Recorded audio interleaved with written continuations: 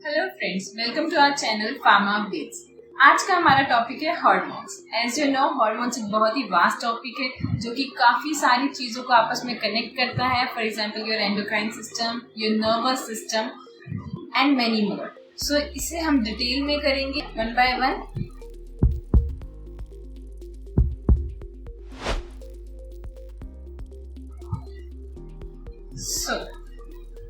हमारा पहला topic hormones. यहाँ स्क्रीन पर आप देख सकते हैं हार्मेन, ये ग्रीक वर्ड से आया है जिसका मतलब होता है हार्मेन, that means to stir up. Hormone is a substance of intense biological activity.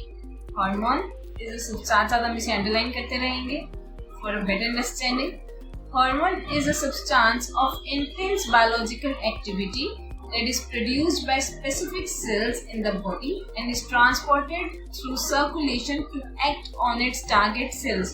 तो ये आपके लिए डेफिनेशन बन सकती है आपके सेमेस्टर एग्जाम्स के लिए, और जीपेट और नाइपर में भी इसका सिग्निफिकेंस है। मैं इसको डिटेल में समझाती हूँ डायग्राम के थ्रू। हार्मोन एक ऐसा सब्सटेंस है जो कि बायोलॉजिकली काफी ज्यादा एक्टिव है और ये स्पेसिफिक सेल से प्रोड्यूस होता है। For example, this specific cell is producing hormones like this. These dots are hormones and they are reaching to their target cells. This is your target cell and उस पर ये अपना effect ला रहे हैं। Hormones regulate करता है body function को ताकि एक program pattern of life events रह सके, और मेंटेन करता है ये होम्योस्टेसिस को। What is homeostasis? Balancing of the body. This is homeostasis. यहाँ पे कुछ फंक्शंस दिए हुए हैं हार्मोन्स के कि कौन सा हार्मोन किस किस फंक्शन में इन्वॉल्व है। हालांकि अभी मैंने आपको हार्मोन्स की डिटेल नहीं दी है, ये एक ब्रीफ है कि आपको आगे आगे क्या पढ़ना है। तो let's see. Insulin, glucagon, growth hormone, ये आपके 3 हार्मोन्स हैं। ये किसके लिए रिस्पॉन्सिबल है? Availability of fuel. ये हमारी बॉडी को एनर्जी प्रोवाइड करते हैं। एड्रेनलिन, ग्लूकोकॉर्टिकॉइड प्रोवाइड करते हैं हमें स्ट्रेस से एडेप्ट करना। फॉर एग्जाम्पल, जैसे ही आपके दिमाग में बहुत सारा स्ट्रेस आता है या आप बहुत ही इमरजेंसी सिचुएशन में फंस जाते हैं, तो क्या होता है, आपकी बॉडी में एड्रेनलिन सिक्रीट होता है, आपके नर्वस सिस्टम से एड्रेनलिन सिक्रीट होता है जो कि स्ट्रेस कोप अप करने में आपकी हेल्प करता है। नाउ T3 एंड T4 ये भी हम आगे पढ़ेंगे जो कि आपके मेटाबॉलिक रेट को मैनेज करेगा। Aldosterone and ADH is anti diuretic hormone जिसे हम आगे पढ़ेंगे, जो कि सर्कुलेटिंग वॉल्यूम मतलब कि बॉडी का फ्लूइड वॉल्यूम को कंट्रोल करेगा। गोनेडोट्रोपिन्स, एंड्रोजन्स, ये आपने अपनी प्राइमरी क्लासेस में पढ़े होंगे। एस्ट्रोजन, प्रोजेस्टिन, प्रोजेस्टेरॉन, प्रोजेस्ट्रोजन, जो कि सेक्स एंड रिप्रोडक्शन में अपना रोल प्ले करेंगे। Growth hormone and insulin like growth factor, जो कि आपकी सोमेटिक ग्रोथ मतलब कि आपकी हाइट कितनी होगी इसे भी मैनेज करेंगे। Calcitonin, parathormone and vitamin D. Vitamin D, जब भी आपको कोई डॉक्टर विटामिन डी देता है तो उसका सॉलिड मतलब क्या होता है? तो कैल्शियम का लेवल मेंटेन करना। आपकी बॉडी में कैल्शियम की कमी है, ठीक है, दे दिया विटामिन डी। आपके घर वाले आपको कहते होंगे कि धूप में बैठो, आपको विटामिन डी मिलेगा वहां से, मतलब कि आपको क्या मिलेगा? कैल्शियम। तो कैल्शियम का बैलेंस बनाए रखने के लिए आपकी बॉडी में विटामिन डी, कैल्सिटोनिन और पैथ हार्मोन का होना बहुत जरूरी है। Now hormones are release from glands. Hormones कौन रिलीज करता है? ग्लैंड्स। और ग्लैंड्स 2 तरह की होती है, endocrine gland and exocrine gland.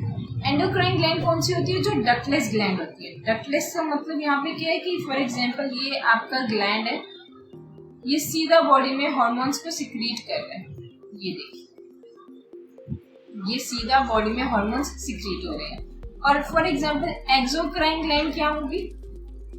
ये एक डक्ट के थ्रू पहले हार्मोन से डक्ट से पास आउट होंगे, फिर ये बॉडी में आपके ब्लड में सिक्रीट होंगे। तो ये है एंडोक्राइन ग्लैंड और ये है एक्सोक्राइन ग्लैंड। एक्सोक्राइन ग्लैंड के एग्जांपल है यहाँ पे salivary gland, sebaceous gland, sweat gland, prostate gland and liver. Endocrine gland के एग्जांपल आपके पास आएंगे, थायराइड ग्लैंड हो गया आपका, पिट्यूटरी ग्लैंड हो गया, एड्रिनल ग्लैंड हो गया एंड मेनी मोर, जो कि हम आगे डिटेल में करेंगे। इस चैप्टर में बेसिकली हम ज्यादा फोकस करेंगे एंडोक्राइन ग्लैंड्स पर। एक रेड पेन से ये लाइन लिखी हुई है, इसे मार्क कर लीजिएगा। All enzymes are hormones, but all hormones are not enzymes.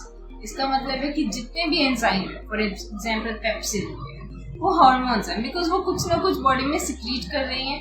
But all hormones are not enzymes, because enzyme एक प्रॉपर्टी होती है that they are proteinaceous in nature, except ribozymes, जो कि हॉर्मोन्स नहीं होते। हॉर्मोन्स स्टेरॉइडल नेचर के भी होते हैं।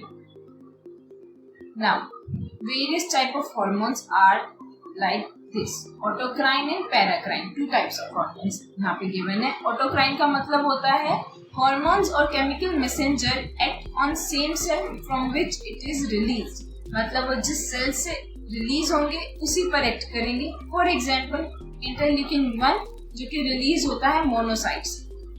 पैराक्राइन हार्मोन और chemical messenger act on neighbouring cell, मतलब कि एक सेल से रिलीज होंगे और दूसरे सेल पर एक्ट करेंगे। For example clotting factors. Now हम अपने पहली ऐसी चीज के बारे में पढ़ रहे हैं जो कि ग्लैंड तो नहीं है, still it will secrete hormone. मैंने आपको शुरू में बताया था कि हार्मोन्स जो है वो ग्लैंड सिक्रीट करती हैं, लेकिन हमारा जो पहला एग्जाम्पल ले रहे हैं वो एक ग्लैंड नहीं है, स्टिल वो एक मेजर पार्ट प्ले करती है in the secretion of hormones, that is hypothalamus. Hypothalamus क्या है? एक पार्ट है ब्रेन का। It's not a gland, it's a part of brain.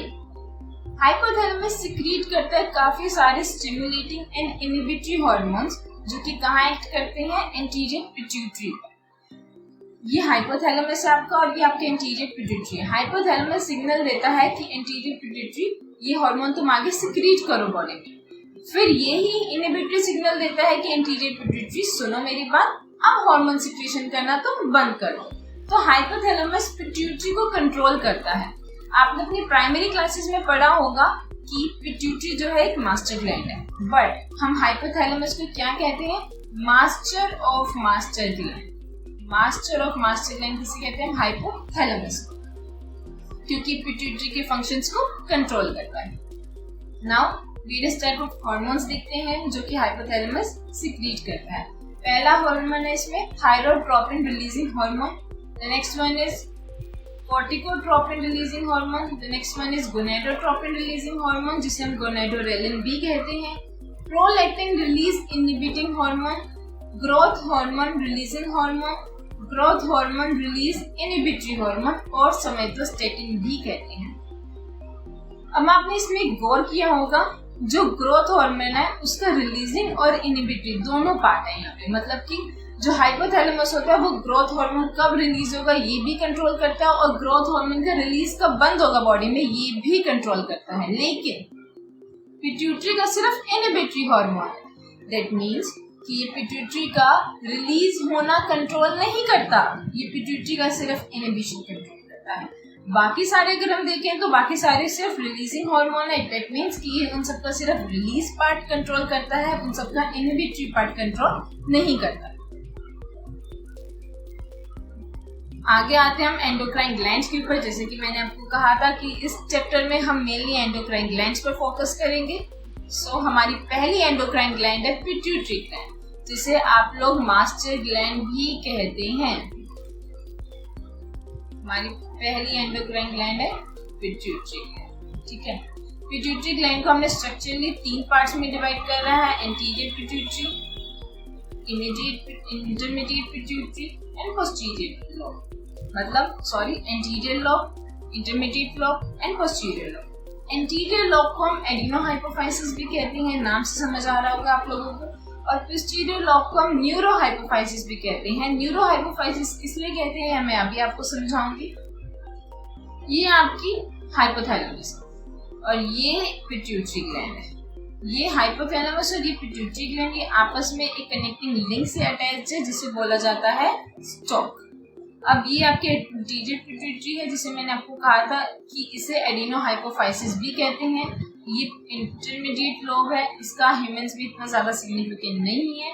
और ये पोस्टीरियर पिट्यूटरी है, इसको हम न्यूरोहाइपोफाइसिस भी कहते हैं। हाइपोथैलेमस और एंटीरियर पिट्यूटरी का मैंने अभी आपको बताया कि हाइपोथैलेमस कुछ हार्मोन्स सिक्रीट करती है जो कि एंटीरियर पिट्यूटरी को कंट्रोल करते हैं। वो आगे उसे बताता है कि आपको कौन कौन से हार्मोन सिक्रीट करने हैं। रही बात पोस्टीरियर पिट्यूटरी की, जिसका न्यूरोहाइपोफाइसिस भी कहा जाता है। हाइपोथैलेमस डायरेक्ट कुछ न्यूरॉन्स भेजती है जो कि पोस्टीरियर पिट्यूटरी से बाकी के हार्मोन्स को सिक्रीट कराते हैं। मतलब कि यहाँ पे हाइपोथैलेमस कोई हार्मोन्स नहीं भेज रही है, वो सीधा अपने न्यूरॉन्स भेज रही है, इसलिए इसे बोलते हैं न्यूरोहाइपोफाइसिस। आगे चलते हैं हम, एंटीरियर पिट्यूटरी कौन कौन से हार्मोन्स सिक्रीट करती है ये देखते हैं। Growth hormone, TSH that is thyroid stimulating hormone, ACTH that is adenocorticotrophin hormone, gonadotrophin, इसमें हम आगे हमारे पार्ट्स इंक्लूडेड हैं LH and FSH। PRL that means prolactin जो कि मिल्क फॉर्मेशन में हेल्प करता है। The next one is intermediate lobe hormone। intermediate lobe कौन कौन से हार्मोन सिक्रीट करती है? Only one hormone that is melanocyte stimulating hormone। आपने देखा होगा कि कोई गोरा होता है इंसान, कोई काला होता है, किसी के हेयर्स ब्लैक होते हैं तो किसी के ब्राउन होते हैं। तो इस चीज को कंट्रोल कौन करता है? मेलानिन पिगमेंट जो कि हमारी बॉडी में प्रेजेंट है, और उसकी सिंथेसिस को और उसके सिक्रीशन को कंट्रोल करता है मेलानोसाइट सेल्स। और मेलानोसाइट सेल्स जो है कब सिक्रीट करती है मेलानिन? जब उसे मेलानोसाइट स्टिमुलेटिंग हार्मोन मिलता है। और मेलानोसाइट स्टिमुलेटिंग हार्मोन कौन सिक्रीट करता है? Intermediate lobe. जितना ज्यादा मेलानिन सिक्रीट होता है किसी की भी बॉडी में, उतना ज्यादा डार्कर पिगमेंटेशन होती है। ये सिर्फ स्किन कलर मेंटेन नहीं करता, ये एपेटाइट को भी डिक्रीज करता है, मतलब इंसान को भूख कम लगती है। इंक्रीज करता है सेक्सुअल अरेस्टमेंट को, मतलब कि सेक्स करने की उत्तेजना ज्यादा होती है। पोस्टीरियर पिट्यूटरी से कौन कौन से हार्मोन रिलीज होते हैं? Oxytocin and vasopressin. वेसोप्रेसिन को हम ADHD कहते हैं, that means anti diuretic hormone. Oxytocin की बात करें अगर तो फॉर एग्जांपल जब एक विमेन जो है बच्चा डिलीवर करती है तो वो शायद कहीं पर पुश नहीं कर पाती है, तो डॉक्टर जो है उसे ऑक्सीटोसिन के इंजेक्शन देता है। ऑक्सीटोसिन के इंजेक्शन से क्या होता है? ऑक्सीटोसिन के इंजेक्शन से क्या होता है? वो अच्छे से उसकी यूट्रस कॉन्ट्रैक्ट होती है और बच्चा बाहर आ जाता है। कई बार नहीं कर पाती तो बाहर से देना पड़ता है ऑक्सीटोसिन का इंजेक्शन, लेकिन इनबिल्ट ये बॉडी में बनता है। जब यूट्रस कॉन्ट्रैक्ट करता है at the time of parturition, simultaneously जो हमारी मेमोरी ग्लैंड होती है वहाँ से मिल्क का इजेक्शन होना भी शुरू होता है। तभी आफ्टर पैचुरेशन विमेन जो है अपने बेबी को फीड करती है मिल्क। वासोप्रेसिन और एंटी डायरेटिक हार्मोन। डायरेसिस का मतलब होता है वाटर का लॉस होना, एंटी डायरेटिक का मतलब हुआ वाटर के लॉस को बचाना। तो इसका काम होता है कि वाटर को रीएब्सॉर्ब करे किडनी से, ताकि कम से कम पानी एक्सक्रीट आउट हो और हमारी बॉडी में फ्लूइड का वॉल्यूम बना रहे। आगे चलते हैं हम अपने नेक्स्ट ग्लैंड पे, that is thyroid gland. Very very important gland, इसे मार्क कर लीजिएगा। ये 3 तरह के हार्मोन्स सिक्रीट करती है। पहला है T3, दूसरा है T4 और तीसरा है कैल्सिटोनिन। T3 हार्मोन और T4 हार्मोन जो है कहाँ स्टोर होते हैं? फॉलिकुलर सेल्स में स्टोर होते हैं। एंड कैल्सिटोनिन आपका कहाँ स्टोर होता है? पैराफॉलिकुलर सेल्स में स्टोर होता है। पैराथायराइड ग्लैंड जो होती है वो एक हार्मोन सिक्रीट करती है, पैराथायराइड हार्मोन।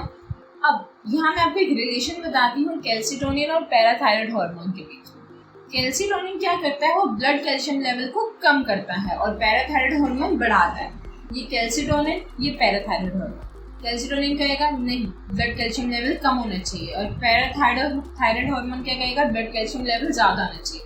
ये दोनों का बैलेंस बना रहना बहुत ही इंपॉर्टेंट है for the normal functioning of the body, इसलिए ये दोनों आपस में एक दूसरे के एंटागोनिस्टिक है। Now let's jump to pineal gland, that's our fourth gland.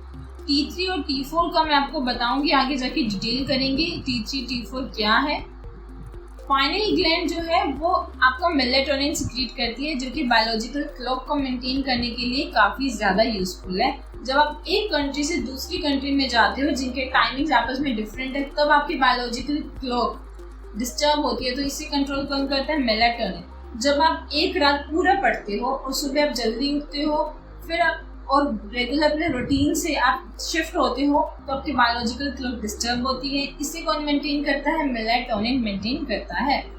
The next gland is pancreas. Pancreas जो है एक हेटेरोक्राइन ग्लैंड है जिसका एक एक्सोक्राइन पोर्शन भी और एक एंडोक्राइन पोर्शन भी है। एक्सोक्राइन पोर्शन जो है इसका वो पैंक्रियाटिक जूस सिक्रीट करता है और जो इसका एंडोक्राइन पोर्शन है वो 3 तरह के सेल्स हैं उसके पास जो कि अलग अलग हार्मोन सिक्रीट करते हैं। पहला है अल्फा सेल्स जो कि सिक्रीट करता है ग्लूकागोन, दूसरा है बीटा सेल्स जो कि सिक्रीट करता है इंसुलिन और तीसरा है डेल्टा सेल्स जो कि सिक्रीट करता है सोमेटोस्टैटिन। अब आपने इंसुलिन के बारे में पढ़ा होगा, अगर आपके रिलेटिव्स में या कहीं भी किसी को डायबिटीज़ होगी तो हम देखते हैं कि उसे इंसुलिन के इंजेक्शंस लगातार लगते हैं अगर उसकी डायबिटीज़ काफ़ी एक कहते हैं खतरनाक डेंजरस स्टेट पे है या फिर अगर वो नॉर्मल मेडिसिन से नहीं कोप अप हो पाती है तो इंसुलिन के इंजेक्शन उसको बाहर से दिए जाते हैं। हालांकि आपने देखा कि जो बीटा सेल्स है ये इंसुलिन सिक्रीट करती है, लेकिन कई बार ये बीटा सेल डिस्ट्रॉय हो जाती है या फिर ये रिसेप्टर्स इसके एक्टिव नहीं रहते हैं जिसकी वजह से इंसुलिन हमारी बॉडी में नहीं बन पाता या नहीं सिक्रीट हो पाता, तो हमें बाहर से इंसुलिन लेना पड़ता है। अब ऐसा क्या है ऐसा इस इंसुलिन में कि इतना ज़रूरी है हमारे लिए जिससे इतनी खतरनाक बीमारी पैदा हो जाती है? ये जो इंसुलिन है ये ब्लड ग्लूकोज लेवल को कम करता है बॉडी में और सेल्स के पास ग्लूकोज जाएगा तो वो एटीपी बनाएंगे और रोजमर्रा के हम अपने काम कर पाएंगे। तो सोचिए अगर ब्लड ग्लूकोज लेवल ही बढ़ा रहेगा तो सेल्स को ग्लूकोज नहीं मिलेगा, वो एटीपी जनरेशन नहीं करेंगे। तो इंसुलिन का एंटागोनिस्टिक एक्शन है ग्लूकागोन जो कि ब्लड ग्लूकोज लेवल को बढ़ाता है, इंसुलिन कम करता है। तो इनका बैलेंस होना भी ज़रूरी है क्योंकि ब्लड के अंदर भी ग्लूकोज का स्पेसिफिक अमाउंट होना बहुत ज़रूरी है। इसीलिए ये दोनों आपस में एक बहुत ही वाइटल रोल प्ले करते हैं for the normal functioning of our body. Somatostatin ये जो है इनहिबिटरी एक्शन प्ले करता है। The next gland we are talking about now is adrenal gland. आपने अगर देखा होगा किडनी को, किडनी के ऊपर ये किडनी है आपकी वी शेप की किडनी, इसके ऊपर ये एक ऐसा ग्लैंड होता है, इसी को बोलते हैं हम एड्रीनल ग्लैंड। एड्रीनल ग्लैंड का जो आउटर वाला पोर्शन है इसको मैं मार्क कर देती हूँ, ये इसका जो आउटर पोर्शन है इसे बोलते हैं कॉर्टेक्स और जो अंदर का पोर्शन है इसको मार्क करते हैं हम फ्राउंस। इसका जो अंदर का पोर्शन है ये होता है मेडुला। दोनों ही कॉर्टेक्स और मेडुला अपने अपने हार्मोन्स सिक्रीट करते हैं। मेडुला सबसे पहले कौन सा हार्मोन सिक्रीट करता है? Adrenaline and noradrenaline. इन्हें हम F3 हार्मोन्स भी बोलते हैं, fight, fright and flight. Okay, इसके बारे में हम डिटेल पढ़ेंगे। इन्हें हम इमरजेंसी हार्मोन्स भी कहते हैं, ये स्ट्रेस एडेप्टेशन में काम आते हैं, जैसे कि मैंने आपको जब मैं ब्रीफ दे रही थी तब बताया था। कॉर्टेक्स कौन से हार्मोन सिक्रीट करती है? 3 तरह के, mineralocorticoids, glucocorticoids, 6 corticoids. Mineralocorticoids secrete करता है एल्डोस्टेरोन जो कि फ्लूइड वॉल्यूम को मेंटेन करने में आपकी मदद करेंगे। ग्लूकोकॉर्टिकॉइड सिक्रीट करता है कॉर्टिसोल जो कि आपकी किस चीज़ में मदद करेंगे वो मैं आपको बताऊंगी बाद में, क्योंकि एक लाइफ सेविंग हार्मोन है, ये बहुत ही इंपॉर्टेंट है, इसके बारे में हम डिटेल करेंगे। 6 कॉर्टिकॉइड सिक्रीट करता है आपका LH, FSH, estrogen, progestogen, progestin जो कि आपकी सेक्स एंड रिप्रोडक्शन में रोल प्ले करेंगे।